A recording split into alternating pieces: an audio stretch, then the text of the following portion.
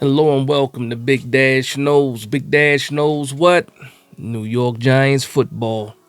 Let's go. You see the thumbnail. I wanted to talk about a few things, right? A few things that I think need to happen for the New York Giants. Just to get back on track, we didn't make any changes when it comes to the coaching staff. The Saints ended up hiring Kellen Moore. So Mike Kafka is most likely going to be back with the New York Giants as the offensive coordinator. So with all this stuff happening, everybody back outside of the secondary coach and the safeties coach. We got new guys there, and I believe we just hired Matt Stafford's brother-in-law, and then we got the rumors of Matt Stafford possibly being someone that the New York Giants trade for. But despite all of that, all of the white noise going on, there's certain things that the New York Giants need to do in order to get this thing moving in the right direction. So for those that don't know, I've shifted my attitude, of course. I spent a whole season, I should say 3/4 of a season, complaining about the coaching situation and things going on with the roster and the GM, and there were no changes made thanks to John Mara. So now we still have Brian Dable and Joe Schoen, steering the ship. So with that being said, I will no longer complain about Brian Dable and Joe Schoen. Instead, I'll talk about some things that I would like to see, some requirements that I have for the New York Giants because of some things that I've heard and some things that the coach and both the GM have told the fan base. I'll start with Joe Schoen. Joe Schoen told everybody that this team is not far off. Far off from where? I don't know. Not far off from the halfway mark. Not far off from where we began. Not far off from competing for. He didn't specify that. He just said that this team is not far off. You can interpret it as you want. And then also, Brian Dable told us after the game in Week 17 against the Colts that you see what good quality quarterback play can do. So something like that. I'm paraphrasing, but pretty much he said, if I can get consistent quarterback play, we can have these type of results. And we scored 45 points in that game. So this is what the head coach is telling me and also what the GM is telling me. But I need this from the New York Giants. The first thing that I need that nobody can tell me is what exactly the New York Giants are. What kind of team are we? The famous word identity. We don't know what our identity is, right? Well, at least I should say this as a fan, longtime fan. I don't know what the identity of the New York Giants is right now. I do have some ideas of what it should be, but right now I don't know what it is. Now, does Joe Schoen and Brian Dable have a plan to try to even figure out, or do they already know what identity that they want for the New York Giants? That's up to them. I don't know. Those are discussions that are happening, behind the curtains. But as a fan outside of the curtains, from the outside looking in, the New York Giants don't have an identity. What we do is we have a couple of players. Not a roster, not a team. We have a couple of players that you need to build around. And I'll just list a few. Number one on the list, the best player on our team, without a doubt, is Dexter Lawrence. And as good as Dexter Lawrence is, he can't do it by himself. We already know that. Dexter Lawrence needs some help. Now, I will say this as far as the identity of Dexter Lawrence. Dexter Lawrence is a strong, nice, kind of mean player. Tough, fearless, but I don't see too much edge to Dexter Lawrence. Even when Dexter Lawrence makes a good play, it's no mean intent to it. He kind of smiles. He has his dance, the sexy Dexter. He does that. That's Dexter Lawrence. Can I build an identity around the persona of Dexter Lawrence? I don't think so, but Dexter Lawrence can absolutely add to what we're trying to build here. Toughness, the New York type of vibe, rough, blue collar, I should say, too. Depending on what walk of life you come from, you can say a little bit of street, a little bit of hood, or you can say blue collar, lunch pail. That's what the New York Giants should be known for. That's the area. That's the history. You have to build around Dexter Lawrence when it comes to that defensive front in those trenches. Now, you have some nice side dishes. Pause. You have Burns. You have Kayvon Thibodeau. Who knows what's going to happen with Azeez Ojulari, but you're probably going to need another edge coming in here. But let's just talk about Dexter Lawrence, right? Dexter Lawrence is the centerpiece to this defense. You have to build around Dexter Lawrence. So Shane Bowen, I understand the type of defense you ran at Tennessee. You don't have those same type of players in the front. You don't have Autry. You don't have Simmons. You have a Dexter Lawrence. So for me, outside of the quarterback position, of course, right after that, it's about the defensive trenches, in my opinion. We have to get somebody or bodies in here that can stop the run, that could match Dexter Lawrence's energy, or be even more mean, be tougher, be more angrier than Dexter Lawrence. Like, I like Dexter Lawrence.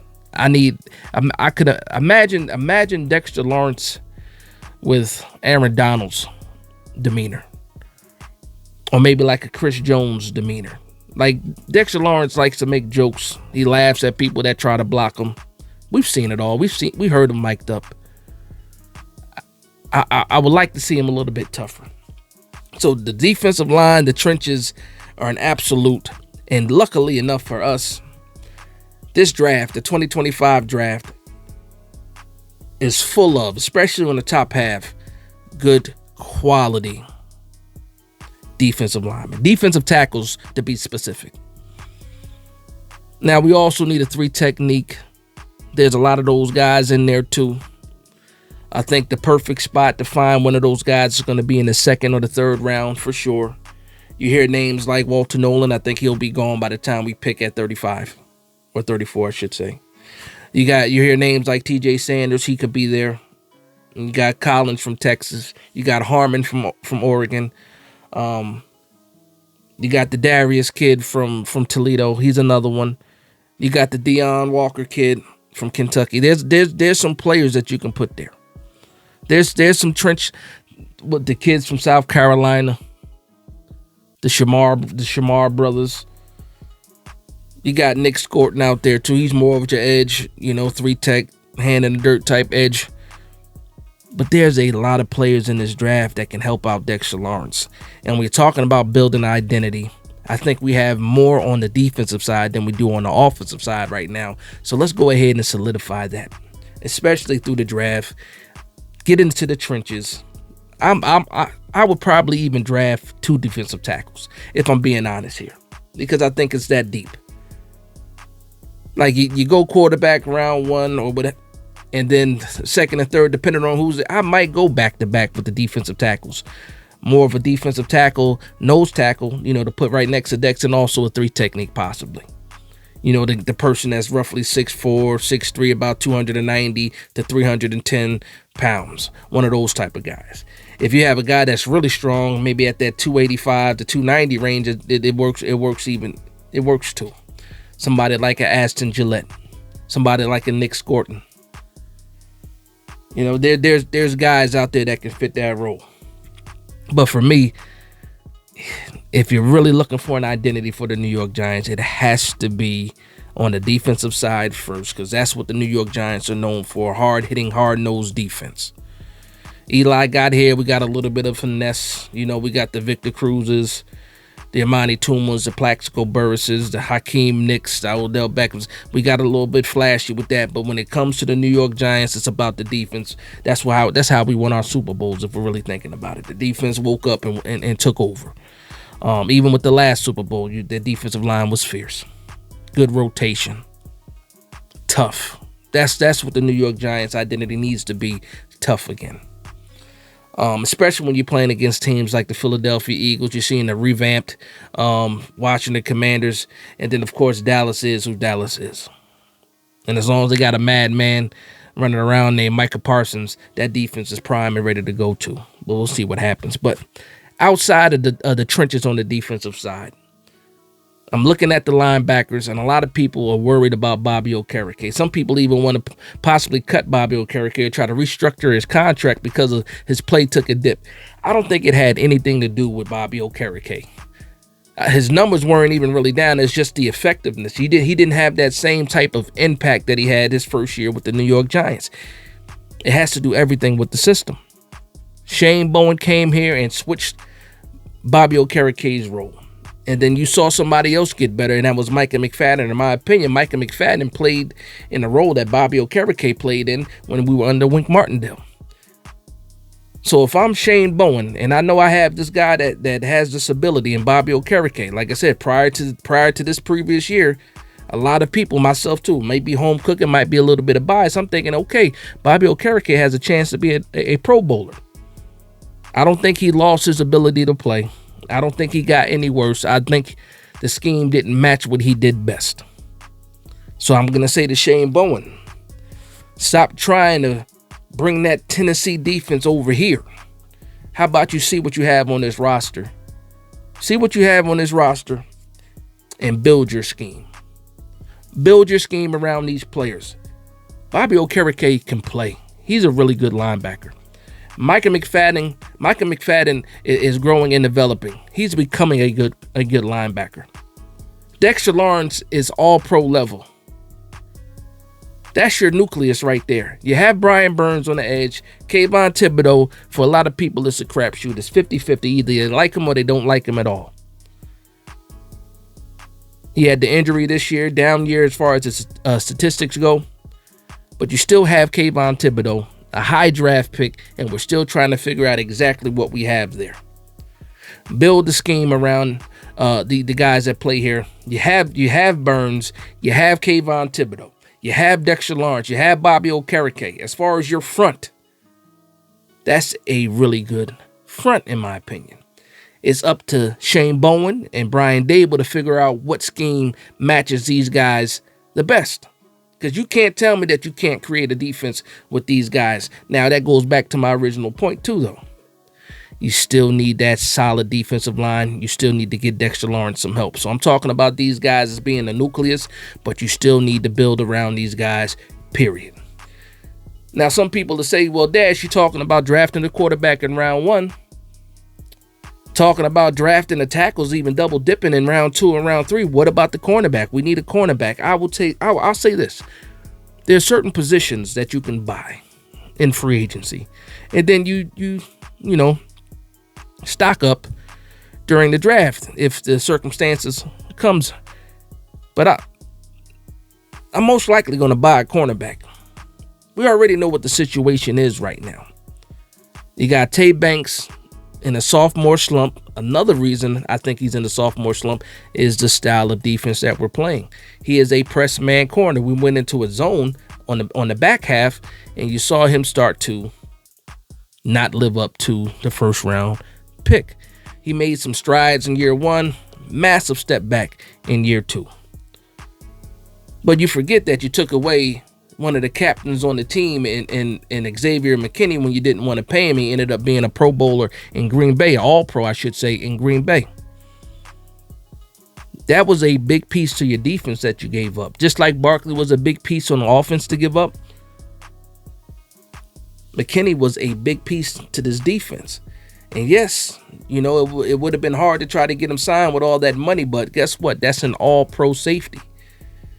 Now you have Pro Bowlers and all pros on all 3 levels of your defense, and we pretty much gave that away when we got rid of Xavier McKinney. So you know what? We draft Tyler Newman. We have Jason Pinnock. Will Jason Pinnock get an extension? Will we resign him? We'll see what happens with that. But I don't like the safety depth after that.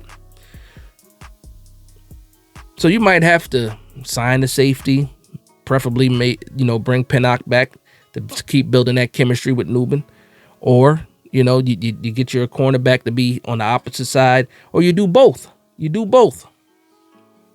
But it's still, before you can even do that, like right now, before the combine gets here, before free agency starts, I know that, or I do believe that these guys are sitting back. They've already rewatched all of the games. They already have their idea of what these players are and what their strengths are. I hope right now that Shane Bowen is building his scheme. Not trying to fit his scheme, building his scheme from scratch for this team. He's a young guy. He's 30, so he can't be that much set in his ways. He's 37, 38 years old. He can build a scheme. Look at these players. You can't tell me, again, I'll name the people again. You can't tell me with a guy like Dexter Lawrence, Brian Burns, Kayvon Thibodeau, Bobby O, that you can't create a nice defensive front as a nucleus with those guys. Now, you got guys like Nacho that play on the defensive line, DJ Davison, Jordan Riley. Those are just a couple of other names. Elijah Chapman's another one. When you really think about these guys, we were forcing guys into starting roles that are not really starters. These are rotational pieces. So when you don't get the results that you want, especially when it comes to the run defense, just remember, you got rotational pieces as starters. You can't win like that. Yes, you can try to get the best out of these guys. In some cases, we did. But you can't expect that over 18 weeks. You can't do it. So a lot of things have to be addressed. And no, the roster's not the best, but you have to build the scheme to the strength of the players on the roster. Let me know what you guys think about that, man. Let me know what you guys think about that. So just to recap this quickly, this video already went longer than it normally does. When it comes to the defensive side, the first thing I want for the New York Giants is an identity on defense. I want an identity for the team, but an identity on defense. I want you to build around your star players, and I just listed who the stars were, in my opinion. There's enough players here to build a nucleus, to have a nucleus to build around. And it's Joe Shane's job to pick the players, along with Brian Daboll, but it's also Brian Daboll and his coaching staff job is to develop these players. And a lot of people can say that, we're not developing players because a lot of players leave here and have success in other places when they didn't play well here. And I'll get into more of that when I talk about the offense in another video, but just wanted to put this video out because I had some thoughts on my mind. Just some discussions that I had with myself in my head. I'm not crazy, I swear, but I do talk to myself at sometimes. But the New York Giants got to get this right, man. Maybe it's because the Philadelphia Eagles won their Super Bowl and it's in our same division. Maybe because I saw what the Washington Commanders did with 1 year in a rebuild and a flip. In Dallas, nobody ever counts out Dallas, even though they played like absolute crap this year too, but they still beat the Giants. And we're sitting back here. I don't want to be horrible forever.